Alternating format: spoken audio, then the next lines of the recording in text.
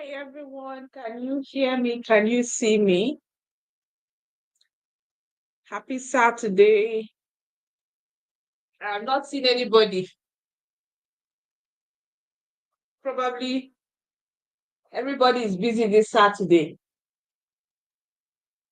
It's summertime, so we have to go outside. I'm seeing three people. Okay, so probably we have to wait for the other people to join before I start.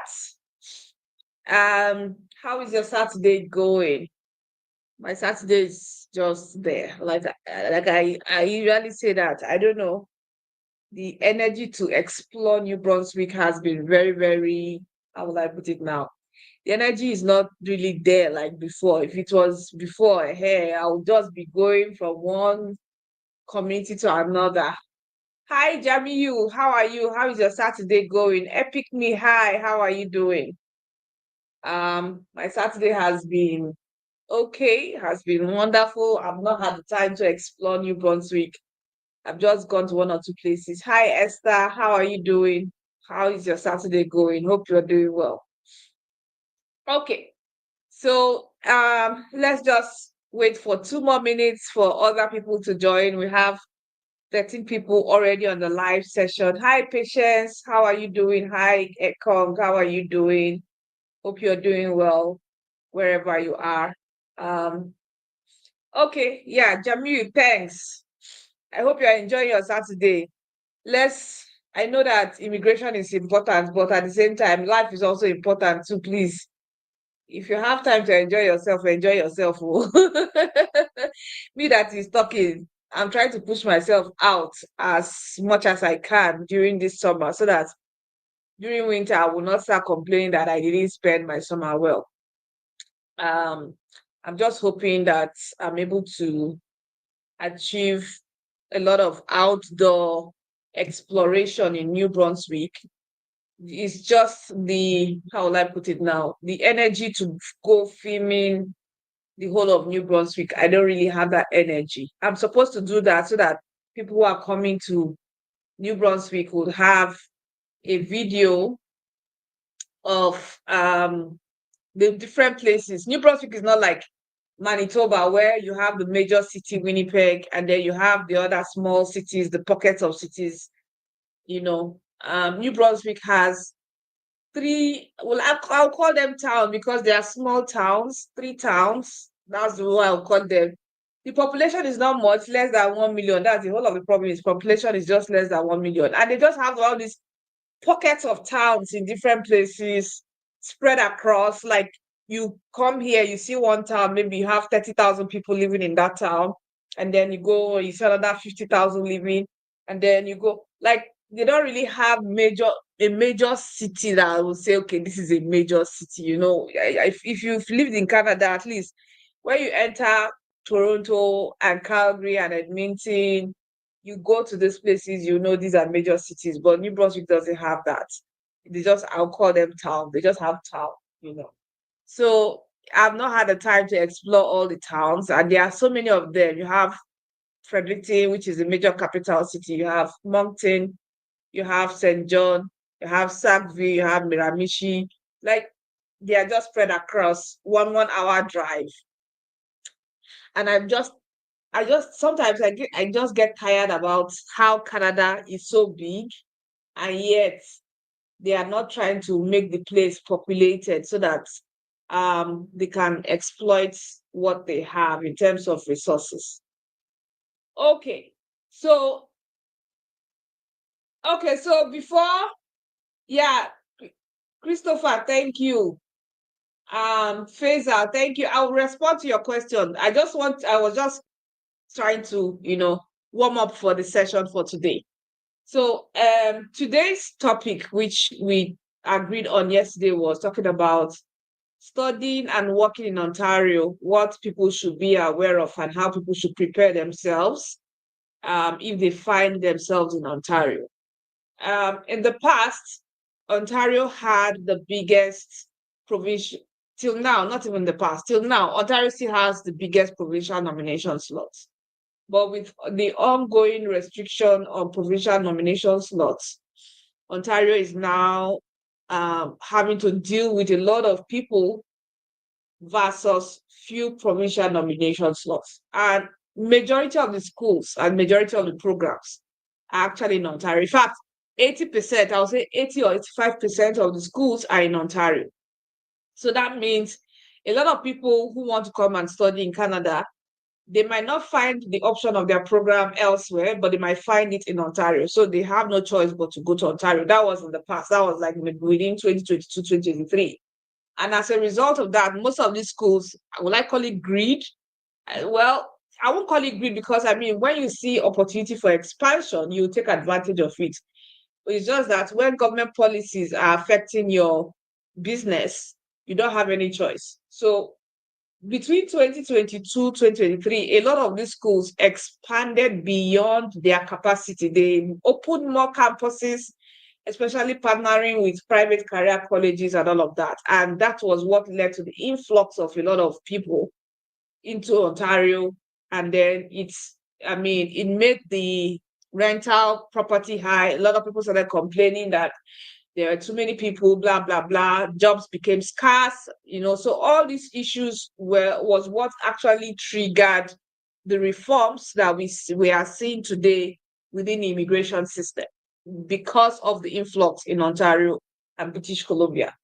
So because of that, a lot of these schools, they have shut down their partner. When the government started slashing and making policy changes, most of these schools, they've shut down their partnerships with private career colleges.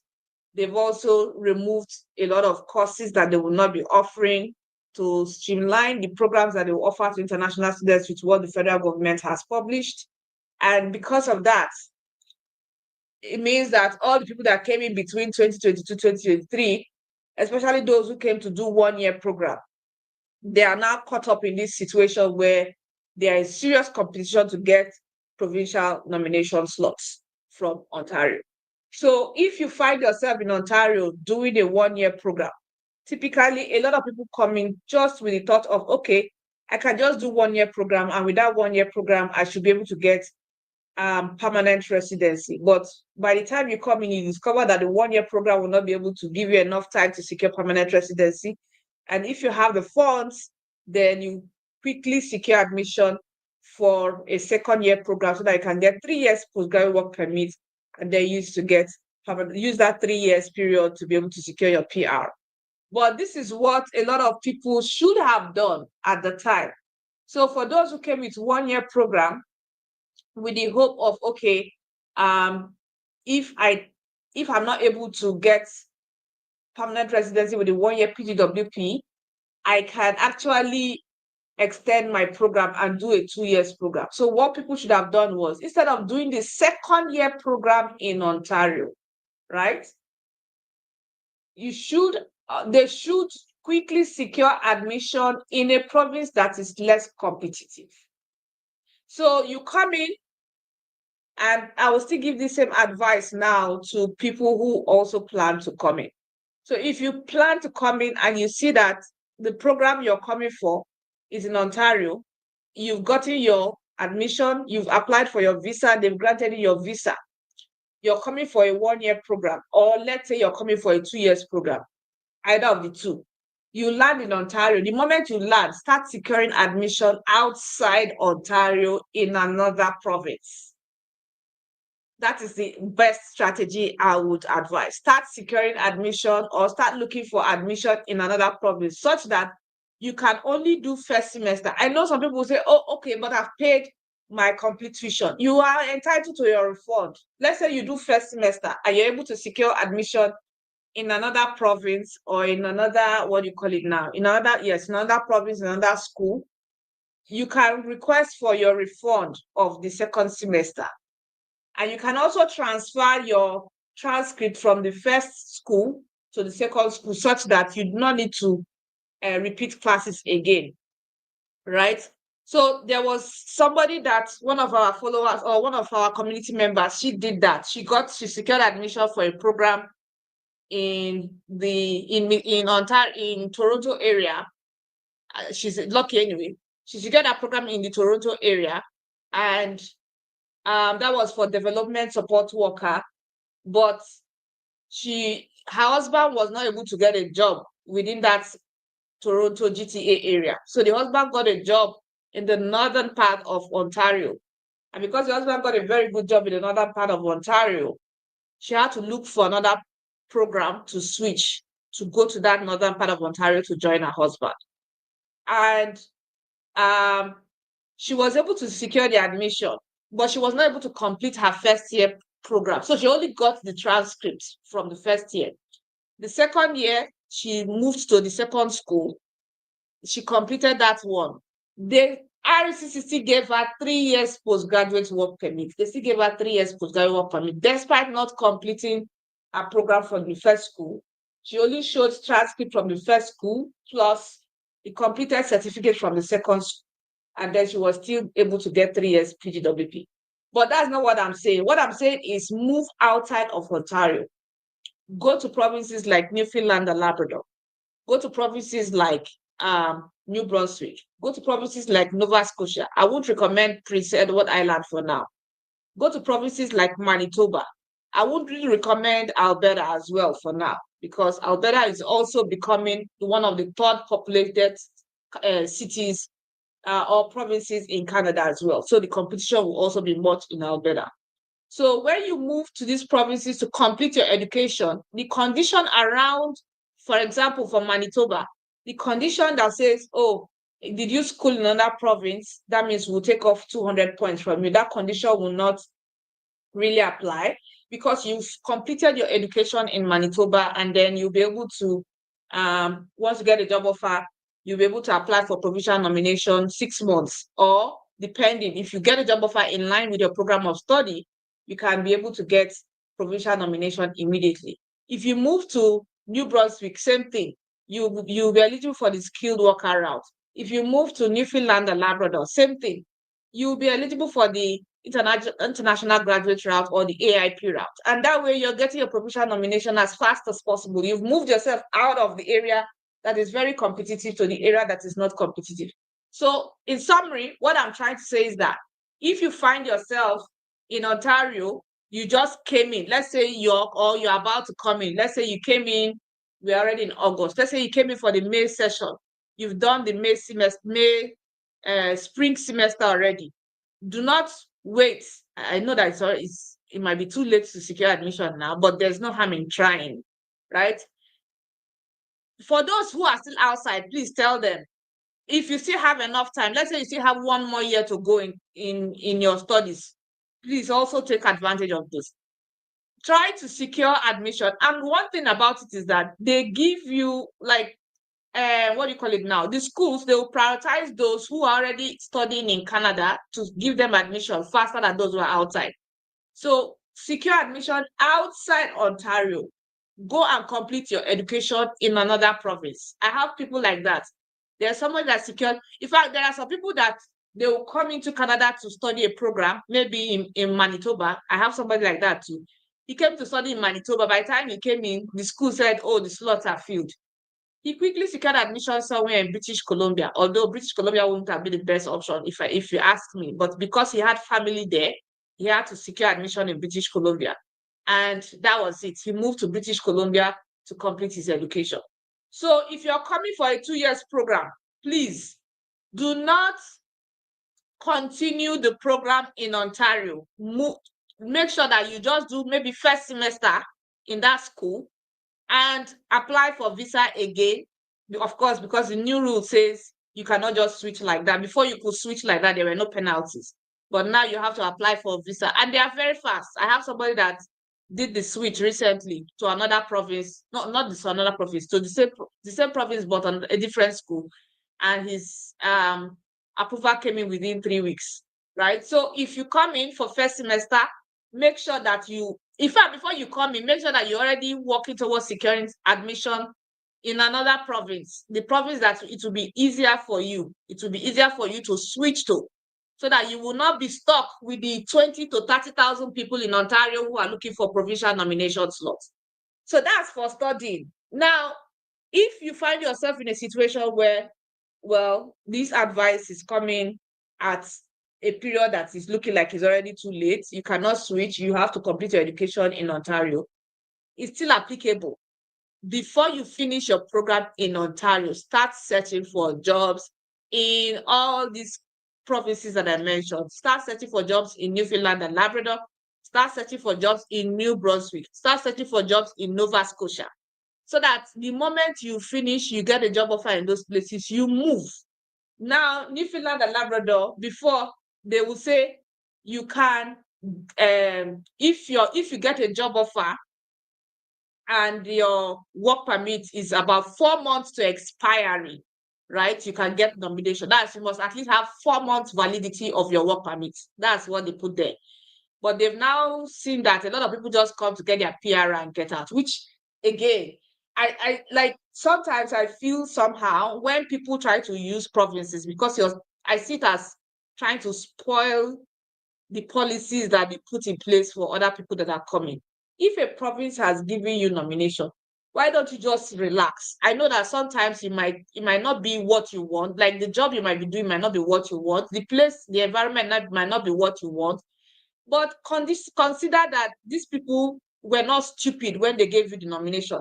Why don't you just stay there for a while? Stay there for 1 year, 1.5 years, 2 years before you move. Because a lot of people just go to those places to get their nomination and PR and move, thinking that there will be no consequences. Now, the provinces are now saying, you know what, you cannot just come to our province like that. After schooling in Ontario, you come, get PR, and then you move out. You have to stay in our province for 1 year. So Newfoundland and Labrador, yes, based on the new law, sorry, yes, based on the new law, if you're switching from one school to another, you have to apply for a new visa. They don't waste time, they give you to you. I told you that one of my clients was able to get his own within 3 weeks. If you switch schools within 3 weeks, you should get your visa application approved. Okay, so back to what I was saying. For people moving to Newfoundland and Labrador, it was much, much, much easier. But this new law came in like 2 weeks ago or last week, I can't remember, right? It came in some weeks ago, such that if you move to Newfoundland and Labrador, you must at least stay there for 1 year first before you even apply for provincial nomination. So for those who have 1 year program, moving to Newfoundland and Labrador is a risk. But I mean, if it's a risk that you feel you can take, why not take it? If it's a risk you can take, especially if you know you're targeting the Atlantic immigration program employers, designated employers, AIP designated employers. If you want to take that risk of moving, let's say you do a 1 year program in Ontario, you have to move to, if you want to move to Newfoundland and Labrador, what you could do, what you can do to make yourself to be at ease is target the employers under AIP. Now, another thing you should know about AIP is that you must have at least 1 year work experience. If your work experience does not align, it means you have to work 1 year. So you have to be very, very strategic. Let me give you the example now. Let's say you studied or you had a work experience as an administrative officer in your home country, right? You work as an administrative officer in your home country. You studied in Ontario, right? And then you want to move to Newfoundland and Labrador. You should be targeting an employer that can hire you as an administrative officer. If you have to start doing something new, it means you need 1 year work experience for you to qualify, or equivalent of 1,560 hours for you to qualify for the Atlantic Immigration Program, right? So for you to shorten the time frame of you qualifying, it's better to look for an employer that can hire you based on your work experience from your home country, such that once they hire you, you are applying for AIP endorsement and you are applying for your PR immediately without wasting time. That's the best advice I can give. So if you find yourself in such a situation, target AIP employers. Again, I'm repeating myself. If you do a 1 year program, you're about to finish, and you know that Ontario is very competitive and you need to move. If you're moving to Newfoundland and Labrador or New Brunswick or Nova Scotia or Prince Edward Island, of course, you know Prince Edward Island is not prioritizing admin officers.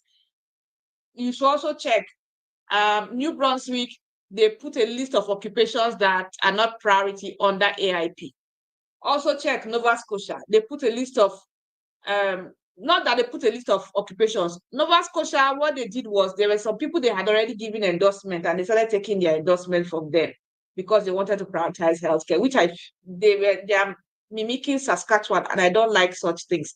I mean, you don't give somebody something and then at the end of the day take it back, or you don't invite somebody and then waste their time and then tell them we are sorry, we are closing this, blah, blah, blah. So I don't like such things. So you have to be careful when it comes to Nova Scotia. But Newfoundland and Labrador and New Brunswick, right? If you're targeting the AIP employers, make sure that what you're targeting aligns with the experience from your home country. That is, if you are a banker, right, and you are moving to Newfoundland and Labrador, you want to move to Newfoundland and Labrador, then you must target a banking job offer so that the moment a banking job offer from a designated employer under AIP, so that you can apply for endorsement immediately and not have to work another 1 year. If you switch your career from, let's say, banking to care or support, of course, you have to meet the 1 year requirement of working in that field for you to apply. The only exception are nurses working as support workers. That's the only exception that they gave, right? Nurses and doctors, healthcare workers, those are the exceptions they gave under AIP. So that being said, if you find yourself in Ontario where you have just few months to finish your education to apply for PGWP, again, do not wait. I keep telling people, anybody that I know, as a student, your goal is to get your PR and your goal is to get a job, a good job that will help you qualify for your PR. Do not limit yourself to your province. For those in Ontario, do not limit yourself to Ontario. Spread your options to the Atlantic provinces because it's much easier to get it. Even one of my very old community member, he did the same thing. And within two months, he got his PR. He actually did 1 year program in Ontario and then moved to Nova Scotia. And then in Nova Scotia finished, and that was it. Within few months, he got his PR. So if you find yourself in that situation, be targeting the Atlantic provinces. Again, you have to look at each province website to see the requirements for AIP and make sure that you target them. Now, for those already working in Ontario, because there are two categories of people. There are those who are studying, they have not finished. And then there are those who are already working and you're looking at, oh, time is running out. What do you do? Now, in terms of working, what is actually relevant now is what's the timeline of your PGWP? How many more months do you have on your postgraduate work permit? If you have, let's say 1 year, if you have 9 months, if you have 6 months is a risky month to move. It's risky, but it's possible. Now, if you have, let's say 1 year left on your postgraduate work permit, and you are above a certain age bracket, second condition, and you are not living in any of the communities designated under RCIP. Yesterday, I said RCIP employers are not hiring because, again, they already have existing employers that they want to endorse. So if you go to their website, you'll see it. Now, RCIP is also competitive. That means the chances of you getting invited under RCIP in Ontario, any of the RCIP communities in Ontario, is actually very, very slim. And Ontario has not done a job. So what next? What do you do? What you do is this. You have to look at the provinces that you know you can easily get your PR. I've mentioned them. Number 1, New Brunswick. But for New Brunswick, you need to work 6 months first before you qualify. The only exemption for that 6 months is if you get an offer of employment from a designated employer. If you get an offer of employment from a designated employer in New Brunswick, you will apply for endorsement immediately. Same thing with Newfoundland and Labrador, but your occupation has to align. That's option 1. Option 2, New Brunswick again, they have what we call the New Brunswick Critical Worker Program. I've talked about it before when I talked about all the provincial nomination under New Brunswick. They have the Critical Worker Program. Now, that Critical Worker Program, It's a direct program such that if you had a job offer from the 6 employers that they have designated, the designated 6 employers gave them the mandate that whoever they hire, permanent jobs, will be able to get endorsement. Of course, you have to discuss with the employers. One of them is called Ervin, the other one is Cook Aquaculture, the other one is McCain. I don't know the other 3. I can't remember their names, but there are 6 employers. If you're able to get a job offer from those 6 employers, that means you're bypassing the requirement of actually living in New Brunswick and you're applying for provincial nomination immediately because the employer has to support your PR, right? That's option 2. But you have to be sure that your job offer is permanent. One of our community members recently, the husband, she's actually British Columbia. The husband actually got a job offer from them. And I checked their website yesterday, one of the employers' websites yesterday. They have jobs advertised. Like they have lots of jobs advertised. So take advantage of that option. That's option number 2. Option number 3 is not straightforward anymore. It used to be open to everybody, but it's no longer open again. And that is the West Central Immigration in Manitoba. So for that one, I would not even recommend it as option number 3 because for that one, it would have been if it was open, but they said they're going to open around fall this year. That's around October towards the end of this year, October, November, December. That's when they say they will open. So if they open, then take advantage of that. But what can actually make you different or unique is you securing a job offer. If you're able to secure a job offer in those communities, then you can apply for committee endorsement and then apply for provincial nomination and you're good to go. Then option number 4 is the RCIP communities that do not have schools. I think I've mentioned it before. Oh, that's wonderful. Ola, thank you for the contribution. Thank you. So, yeah, they are using to bring in highly specialized skilled workers into the country. Okay. Province gave employers, let me put it here so that everybody can read it. The critical worker is dynamic. I work with one of the employers. Province gave employers allocations. They are used to bring in highly specialized skilled workers into the country. Yeah, that's true. They are bringing in skilled workers. They are also hiring people within Canada as well. One of my former colleagues were working together in the same company in Nigeria. If you watched my immigration story, I mentioned it that I used to work with Total E&P as a contract staff in Nigeria before I relocated. So he too also relocated and they headhunted him. In fact, he was a student when they headhunted him. So that's just to tell you that even if they are bringing people from outside, they are still hiring people from inside. I also mentioned one of our committee members whose husband is working in British Columbia, that they also gave him a job offer, a full-time job offer, and they want to use that pathway to get their PR. So before I deviate, I was talking about the RCIP communities.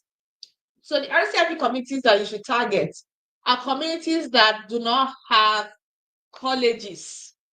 Any community that has colleges or schools there, do not go there because they already have people there. But communities that do not have schools, and I'm going to mention those communities that do not have schools. Unfortunately, Saskatchewan, they have closed their own. So the one that doesn't have schools, number 1, there are 2 of them in Manitoba. In fact, yeah, 2 of them in Manitoba. We have the Steinbach, right? Steinbach RCIP. We also have Altona RCIP. Those 2 places, they do not have. It's not as if Steinbach doesn't have school. They do, but they don't have the campus for where international students attend classes is not in Steinbach, but they have college. How do I put that? They have flight schools. They have a flight school in Steinbach. Altona does not have any school there. So you can secure a job offer from any of the companies, designated employers in Altona, and then you'll be able to get endorsement in Altona. These 2 communities are there. Then the 3rd one is actually in Alberta, which is called, is it Claresholm? I don't know. I'm not pronouncing it well. Claresholm in Alberta. Now for Alberta, they are saying that they don't have job opportunities there, which brings me back to what I said yesterday. Yesterday I said, look for an employer that is not yet designated. Ask them if they can get the designation. If they say yes, then proceed. If they say no, they cannot get the designation, then you just forget about them and look for somebody that can get the designation. So those are the options. Apart from that, if your work permit is expiring as fast as possible, like let's say you have just 3 months left in your work permit and your options are very, very slim, I would really want to know extensive details for me to give you other advice. But one open advice I can give to everybody, especially those who find themselves in a very tight corner where, okay, let me say two options, where the chances of getting invited is slim. You have just 3 months left to the end of your PGWP, and then it will be back to status quo. Option number one is get a job offer, maybe from an organization that is an NGO, such that they will not apply for LMIA. An NGO does not need to apply for LMIA. They can only apply for LMIA exemption. And then with that, you have to work as a religious worker, not the admin part. You can work as a religious worker and then apply for work permit extension. But that will be on closed work permit. It means you cannot work for any other person, right? That's option one. Option two, some people go back to school. Some people go back and secure another admission again in school so that they can get both the work permit portion and the study permit portion. So even if they cannot, they are studying, they can still work, even if they cannot work full time. So that's option two. Then option three, I'm giving the third option because I feel, I should mention option three is start a business. Move out of Ontario and start a business with a Canadian citizen. If you start a business with a Canadian citizen and you are, how will I put it now? You are the employee of that business, then there's a potential of using the business to apply for LMIA to extend your work permit. So these options are there. Or if you want to say, if you feel that you don't have the capacity for all of this, then switch to visitor's visa and secure a remote job offer. If you switch to visitor's record and secure a remote job offer, when I mean remote, I'm not saying remote within Canada, remote outside Canada, where you can be working for a US employer, or you work for a German employer, or work for an Asian employer, work for a European employer, and they are paying you in foreign currency, but you're just living in Canada as a visitor while you try to find a way to get your status.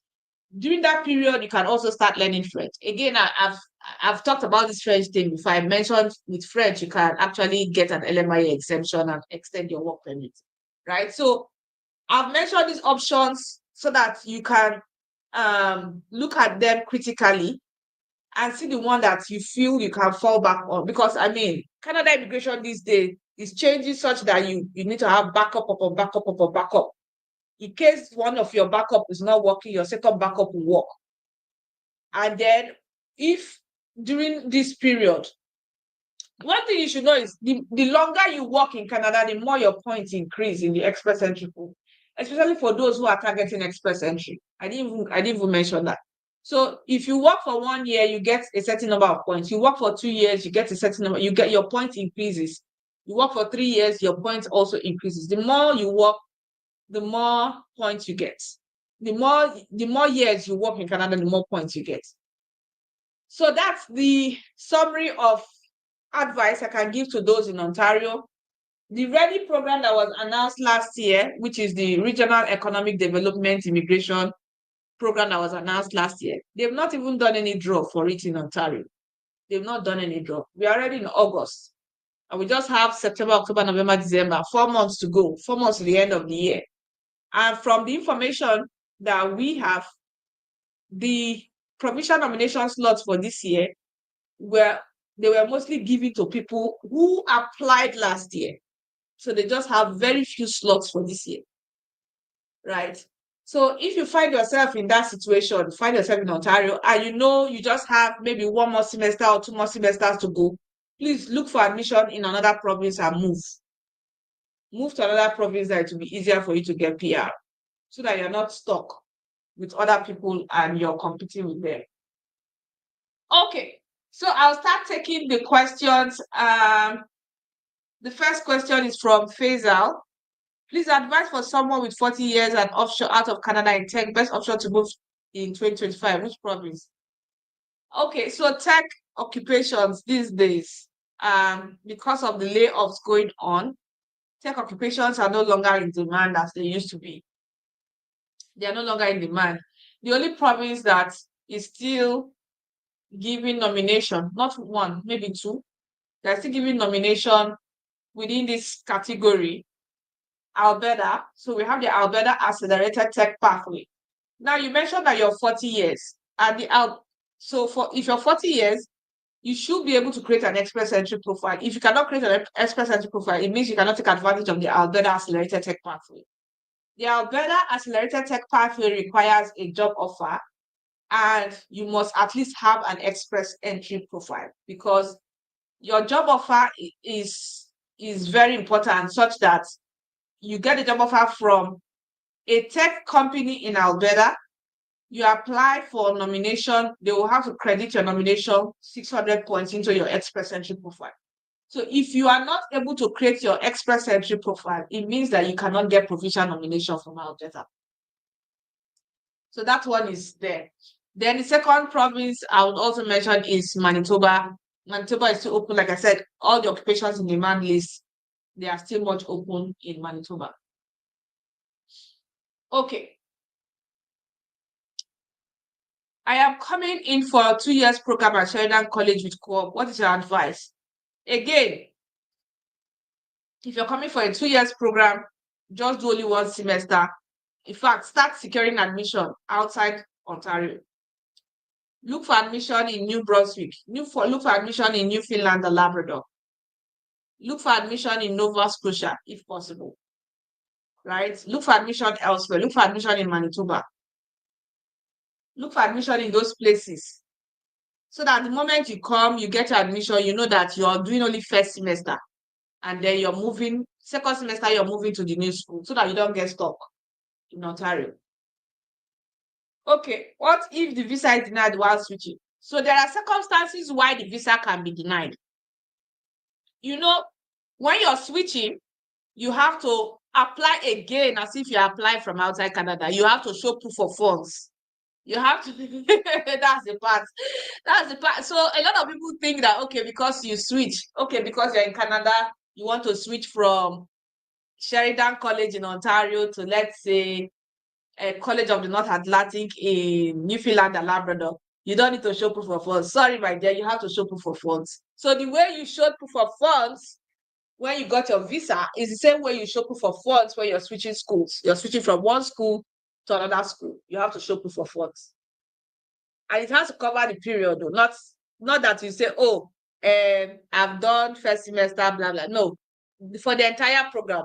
That's how you show it. Okay. I mentioned the provinces. Please, I mentioned Newfoundland and Labrador. I mentioned New Brunswick. I mentioned Manitoba. I mentioned Nova Scotia. These are the provinces for now. I didn't mention Saskatchewan. Why? Because Saskatchewan, they've still not made their nomination very clear and open, right? Any province that have not made their pathways, they have pathways, but they've not made their provincial nomination clear and open.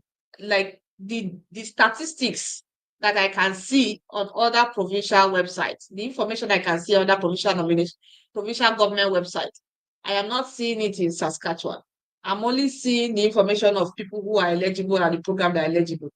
But the number of people who are actually getting provincial nomination and the category of occupations that are getting it is not on their website.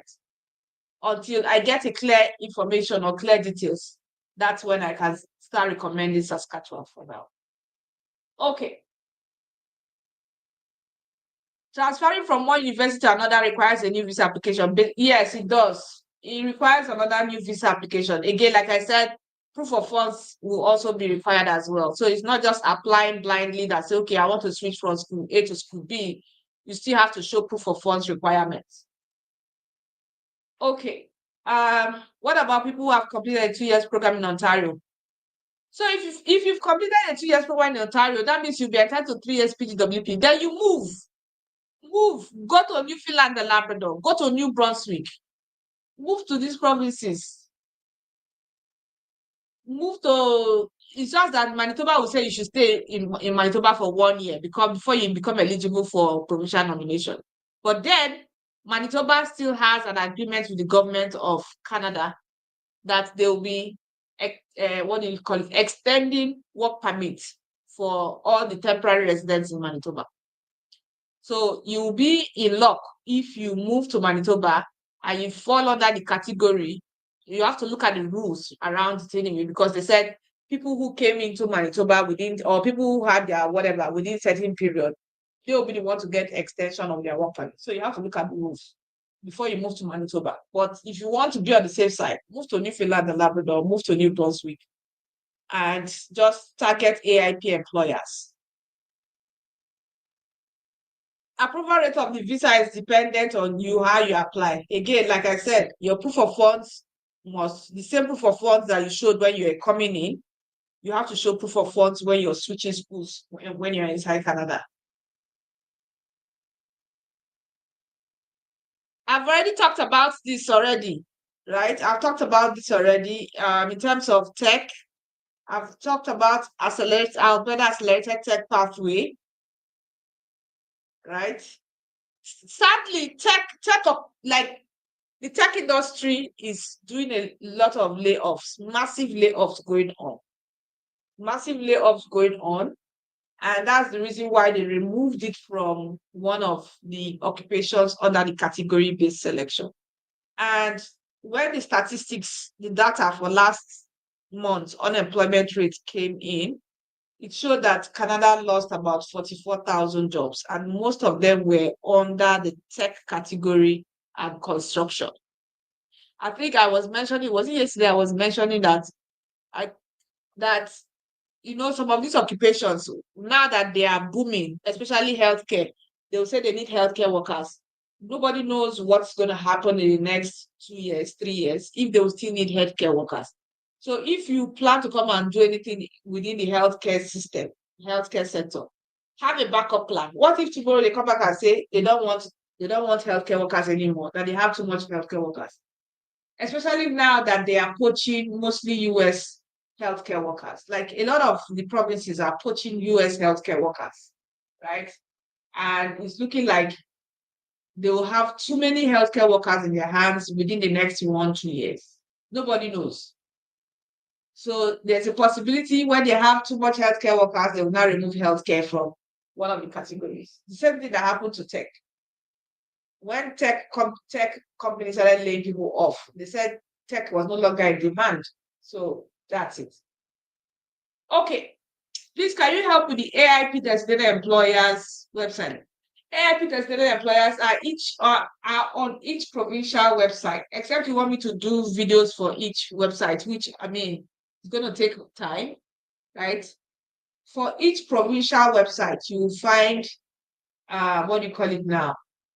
AIP what do you call it now? AIP designated employers. Let me see if I can open the one for New Brunswick and then share it on this live and see whether it will show. I just want to test it and see whether it will work. If it will work, that means I'll be sharing the resources here.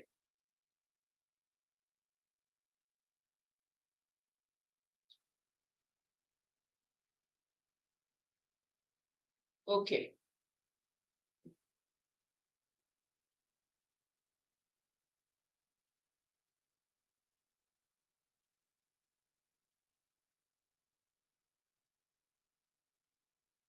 So I just want to show you the sample for New Brunswick. Then for each other province, like what do you call it now? Nova Scotia, Prince Edward Island, Newfoundland and Labrador, they all have their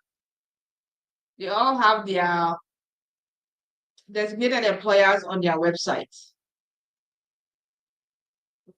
I'm not even seeing the one for New Brunswick.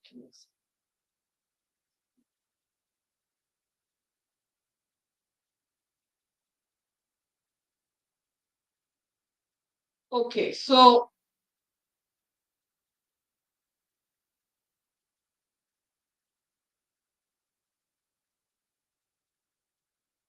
hmm,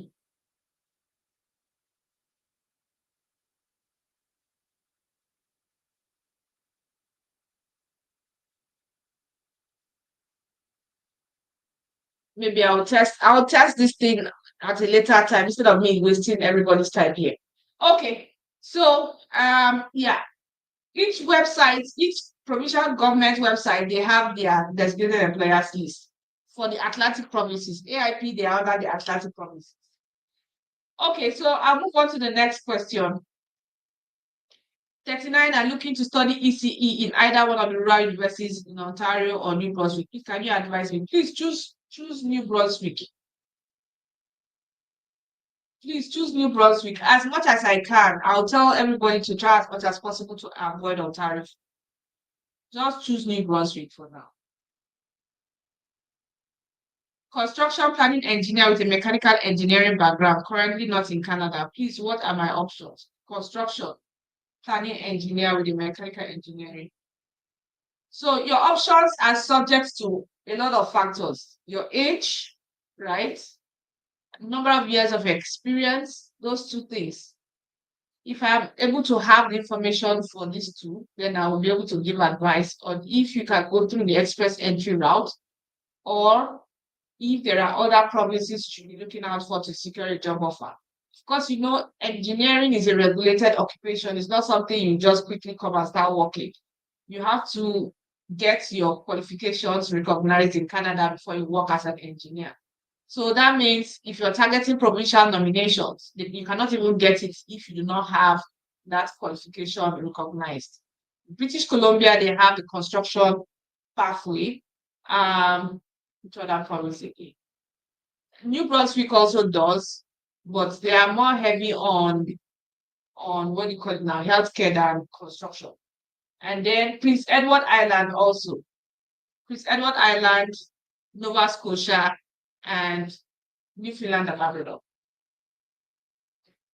British Columbia, Prince Edward Island, New Brunswick, Newfoundland and Labrador, they they are looking for construction workers. But most of these places, you either get a job offer, and you cannot get a job offer like that if you don't have the qualification recognized. Okay.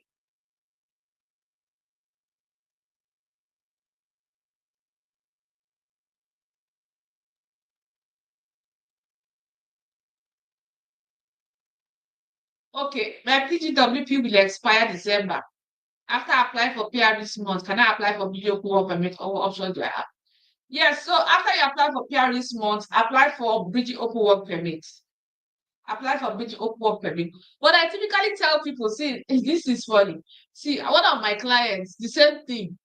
She got ITA. We submitted her PR application. And she was like, she wants to apply for Bridging Open Work Permit immediately. I said, relax. You might get your PR approved earlier than you think. And then she said, okay. And then 2 weeks later, she came back again and said her company is already disturbing her. She had like 3 months before the expiry of her PGWP. She said her company was already disturbing her. I said 3 months is too early for them to be disturbing you to show proof of extension, right? She said no, she doesn't want problem. Let me just go ahead and apply. So we applied for Bridging Open Work Permit. Guess what? Her PR was approved. Her Bridging Open Work Permit is still in process. And then she was now saying, oh, she will call her so that they can refund her money, refund her Bridge Open Work Permit visa application fees. Like I'm just like, maybe I was telling you the other time, like I was telling her that she should be patient, that she could get her PR approved earlier. So she wouldn't need to apply for a Bridge Open Work Permit. But she was like, she didn't want stress with her employer, so we went ahead and applied. But luckily, IRCC refunded her money back. That is, they refunded her Bridge Open Work Permit back. So if you fall into this category and you feel that you don't want to wait, if your employer is already disturbing you, you can go ahead and apply, and then just pray that you get your PR approved on time, and then request for them to refund your Bridge Open Work Permit visa application fees. Okay. I'm coming in for a 1-year PSW program at Fleming College. What are my options? So if you're coming in for a 1-year PSW program in Fleming College, the moment you finish, just relocate yourself to any of the RCIP communities or relocate yourself outside Ontario to the provinces again. I'm repeating myself again, like I'm repeating myself multiple times. So the provinces that can easily give you PR within the shortest possible time. And the provinces are Newfoundland and Labrador, Nova Scotia, New Brunswick. Prince Edward Island, I am saying around Prince Edward Island because they just have few provincial nomination slots and they have issues. What I mean issues. They can just wake up and say they are not giving provincial nomination slots to anybody again, and they don't care. Whether you protest or you don't protest, they don't care. It's none of their business. So that's why I'm like not convinced about PEI. But if you want to remain in Ontario, target the RCIP communities. Again, you will now be in competition with those who schooled in those places. Or you quickly do just maybe first semester in when you come in, the moment you land, secure admission in another province like NL, do first semester in what you call it now, in Ontario, and then go and complete your second semester in Newfoundland and Labrador. That way you already position yourself for either AIP endorsements that does not even require serious stress in terms of, okay, you work while you're studying, you're working, and your experience while studying also counts towards your work experience, and then you apply for AIP if you get an AIP employer to endorse. And of course, you will get, So that's just it. You have to just be strategic about it. Try to start looking for admission for your second semester in another province, not in Ontario, because you'll be in competition with a lot of people that are already in Ontario. If you have money, do a 2 years program. Okay.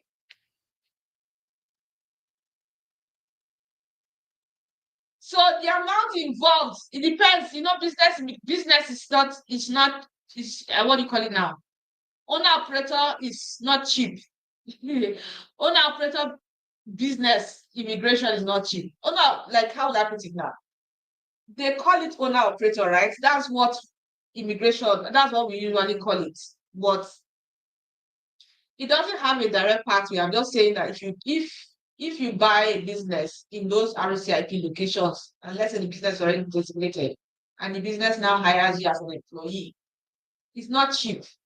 Because for you to show that you are an employee or show that they want to hire you, you must show enough money, over $200,000. So it's not cheap per se. It's not as easy as or as affordable as it sounds. Okay. Is it better to finish the 2-year program once start PWP? I'll look for a job outside Ontario and web POF another one. Well, you can finish your 2 years program and then move. You don't need to move. So you are coming for a 2 years program. You can finish your 2 years program in Ontario and then move to the provinces that I recommended. But again, those provinces, sometimes because of these small slots they have, they want to put some restrictions, like NL has put in restrictions already. The only way you can bypass those restrictions is through AIP. And I gave an example of how you can bypass it through AIP. It means you can use your work experience from your home country that you've had and then continue that same work experience. If you're a banker, you try as much as possible to get an offer with a banking company that is designated, because if you get an offer that is from an employer that is not designated, that means you are just wasting your time. It has to be from an employer that's designated so that you can take advantage of AIP, and then you don't need to waste your time in getting your PR. Okay, so I'll move on to the next. Considering a college in Alberta for an 8-month HCA program, I intend to relocate my family, but I understand my spouse will not be eligible for SOW. What pathway can my dependents explore? Your dependents cannot explore any pathway because they are tied to your application. You are the main applicant, and as long as your dependents are below 22 years, they are tied to you. So you are the one that should be able to get PR for your family members. If you're going to Alberta, right? Just know that you'll be in competition. As at the data that they brought out yesterday, Alberta has the highest unemployment rate in the whole of Canada. Highest unemployment rate. So you have to be careful. So you don't go there and you get stuck. But if you want to go to Alberta, target the rural communities, especially rural communities that can endorse you under the rural renewal stream. Not all communities are willing to endorse. Some communities will say you must live there for 1 year first. Some communities will say, okay, don't worry, we will endorse you. And then later on, they start telling you stories. So you have to be careful, right? Okay. Student visa or work permit as a visitor. Yes, if you have a US visa, exit to the US. Yes, you can exit to the US and come back and get your permit. Yeah. The part that they don't want is the flag polling part. Flag polling is for those who do not have US visas. But if you have a US visa, you can go into the US and then come back and you get your permit, which is fine. That is not flag polling as long as you exit. It's not flag polling. Flag polling is for those who do not have US visas, but they are trying to enter the US, but just to flag poll to get their permits. So you're good. Okay. Also, can you recommend a school in New Brunswick for HCA or PSW? So, of course, New Brunswick just has one major community school, which is New Brunswick Community College. Competition is high because tuition is very cheap. Atlantic provinces have the cheapest tuition fees in the whole of Canada. Like you can get, like College of the North Atlantic, tuition is about 8,000 CAD, 8,000 to 10,000 CAD, right? New Brunswick Community College, tuition is about 11,000 CAD. But getting the admission, you have a lot of people who are trying to get admission because tuition is cheap. If you go to Ontario, the same PSW that somebody is paying 10,000 CAD or 11,000 CAD in New Brunswick, that same PSW, somebody is paying for it for 15,000 CAD, 17,000 CAD, 18,000 CAD in Ontario. Another person is paying for it for 18,000 CAD in Alberta. Somebody is paying for 17,000 CAD in Manitoba. So you can see that it's very expensive in these places, but it's cheap in the Atlantic provinces. That's why if you check, if you're trying to get January intake, you might not even see January intake in New Brunswick. Even May intake, I doubt if you will see May intake, right? Because, I mean, tuition is cheap. A lot of people are trying to get admission in these places and coming here. It's even good, sir, because at the end of the day, you're saving yourself a lot of costs. AI is replacing so many jobs.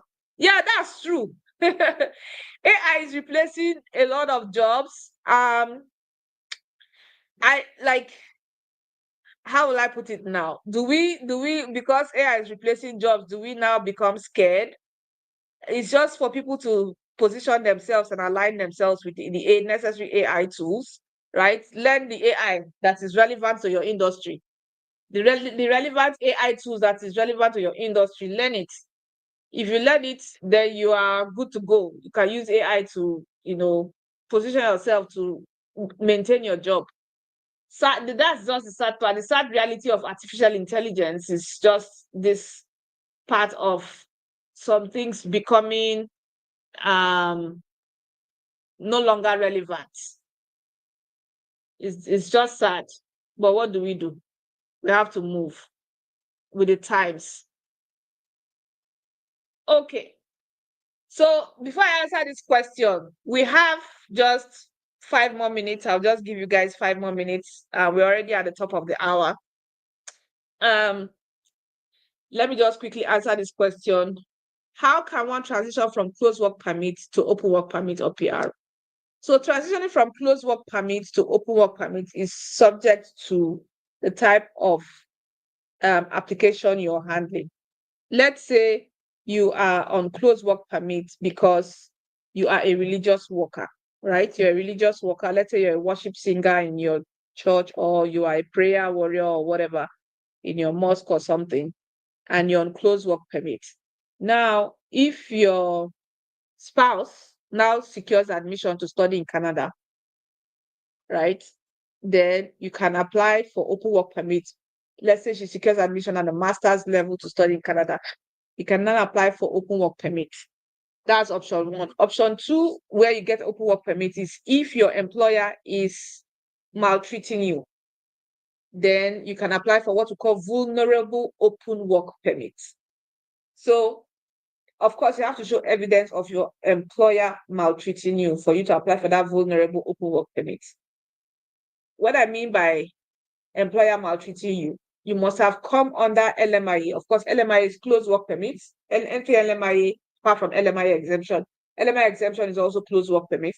So let's say your employer gave you a closed work permit. You came in, you were working, your employer was not giving you jobs. Your employer was telling you, oh, we don't have enough jobs for you. Your employer was not paying your salary in full. If your employer promised to give you accommodation and is not giving you that accommodation, all of this are called maltreatment, and they are under the law. They are not allowed. And you can go ahead and report that employer to IRCC to say, my employer is maltreating me. This is the agreement I had with him. The agreement was that he will pay me $30 per hour, but he's paying me $10 per hour. I had an agreement that he will provide accommodation for me, but he's not providing accommodation for me. I had an agreement that I will work 40 hours a week, but he's giving me 10 hours shift job. Based on this, I want a vulnerable open work permit. So if you apply for a vulnerable open work permit, IRCC will give you a vulnerable open work permit. With that, you can apply to any other employer to work. But of course, you know that that vulnerable open work permit is valid for only 1 year, which means during that period, you should be able to find a way to transition to becoming a permanent resident. If you want more details, if you find yourself in that situation, I would recommend you book a one-on-one so that we can talk and explore more options. Okay, so let me answer this very last question. Very last. Oh, my people. I thought it was a question. Oh, thank you so much. Thank you so much. Thank you so much. Thank you for jackpotting. But a lot of people are jackpot dying. Maybe we should talk about it one of these days. Jackpot dying, retirement, where like a lot is actually going on in Canada. A lot of people are like, Canada is not what it is. Maybe I should just find a way to start going back. Probably we should talk about it one of these days. The pros and cons of retiring abroad, the pros and cons of retiring back to Africa. Which one do you choose? I'm telling you based on right now, this is what my brain is just thinking towards that direction. Where do I retire to? Do I retire here? Do I retire back home? Like, my original plan was to have the soft life, 6 months here, 6 months home. But when life start lifing, you have to tell yourself the truth and just respect yourself and sit in one place. So, but I've just been thinking lately, where do we retire? Do we stay here? Do we go back? Or do we go to another country entirely? Anyway, that's topic for another day. So I want to say a very big thank you to everyone that took their time to join me. Sorry, I have not God's favored. I'm sorry I didn't answer your question. Alexandra okay. Okay, so what will happen is this. I'll take these questions and hopefully I should treat them on Monday. So tomorrow is my birthday. Yeah, tomorrow is my birthday. I will not do a live tomorrow. Tomorrow is the only exemption when I will not do a live tomorrow, because I just want to take that day to do a lot of reflection and all of that. But I'll be back on Monday, right? So tomorrow is the only exemption for our YouTube live, and then I'll be back on Monday. I want to say thank you so much for joining me. Thank you so much for being part of my community. Sometimes you just go away and you think you've lost your people, but you see that your people are still there. Like I see you guys every day when you book a consultation, and I'm like, I'm so excited to see you guys. It's just that I'm a recluse.